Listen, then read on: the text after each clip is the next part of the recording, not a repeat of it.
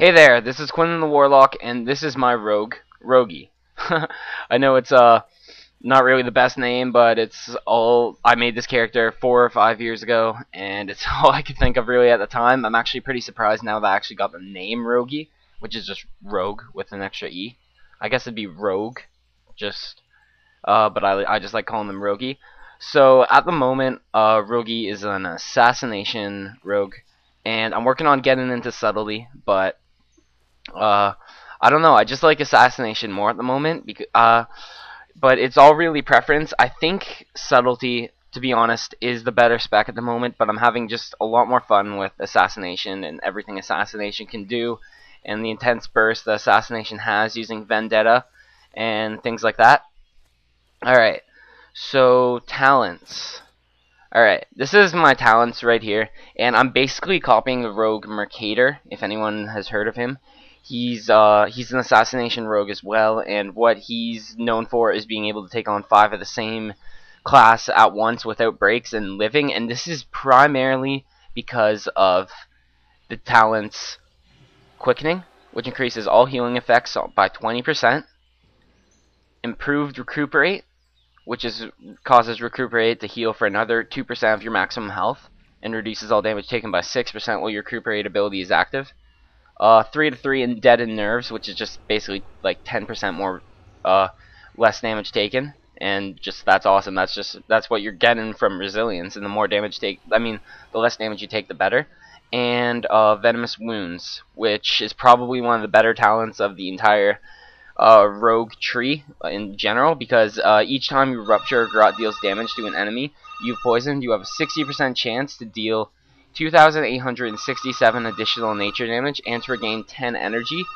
And if an enemy dies while afflicted by a rupture, you regain energy proportional to the remaining rupture's duration. And that's really sweet, because if somebody dies while you just put rupture on him, then you gain all the energy that rupture would have probably given you back, and that adds up.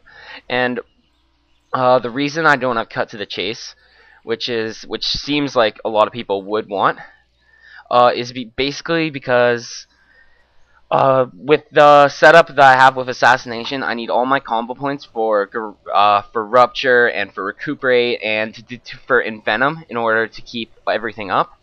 And if I add in a slice and dice, that I'm not dealing all the burst damage I need, and what I'm trying to do with assassination is to kill someone incredibly quickly before either their healer can heal them, or before they can react to what's going on and actually attack me. But if they do attack me, I'm really hard to kill, specifically because of all the healing I get from quickening and improved recuperate. So basically, the talents I have, I've got just the basics, like increases damage done by eviscerate and venom by 20%, lethality, puncturing wounds, and ruthlessness, and deadly brew. And deadly brew is something that you need if you're going assassination. You can't be assassination rogue without deadly brew, because when you apply instant wound or mind numbing poison, you have a 100% chance to apply crippling poison. That's a 70% movement slowing debuff. So you need to have that. And the poisons I use with assassination, I use instant on the main hand, and deadly on the offhand, and the throwing weapon.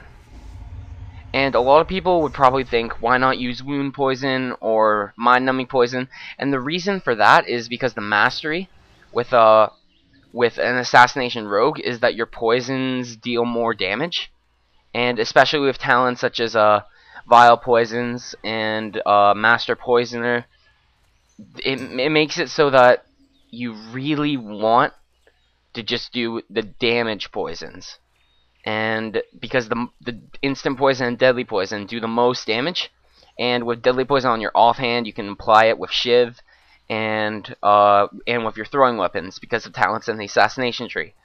And so that's the reason why I have instant and deadly, is because you're dealing a lot of poison damage that way, and that's what you're trying to do with assassination. Most of your damage comes from poisons. Well, not a lot of your damage comes from poisons. Like, I'm not sure if it's most. I actually haven't done a recount check of that, But with all the talents you have, so much of your damage is from poisons. Alright, so in the subtlety tree, I have Night Stalker, which increases your speed while stealth by 15% and reduces the cooldown of your stealth ability by 6%, by 6 seconds, sorry. And this is just basically a useful talent because, well, just sometimes you'll stealth and you'll get taken out of stealth, but then if you get out of combat right away, again, you won't be able to stealth for a few seconds. And now with Night Stalker, if you stealth and then you just come out of stealth, you only have to wait 4 seconds. And in patch 4.1, this is going down to, I think, 2 seconds. And with Night Stalker, you're going to be moving faster than normal speed. And a lot of people don't understand this because, like, it doesn't make sense to me either. How is it that when you're being sneaky, you're moving faster than normal? That just doesn't really make sense.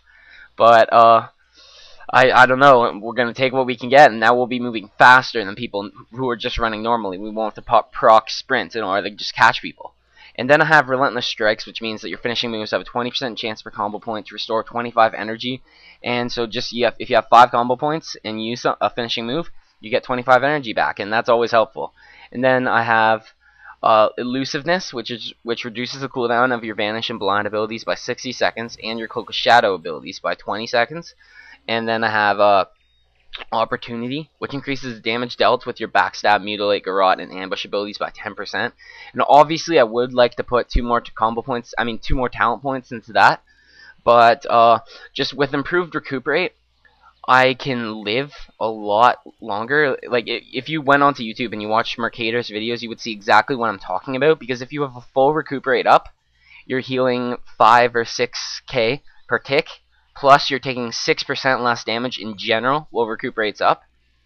And that's always just awesome. Like, so then you have 16% damage reduction just when you have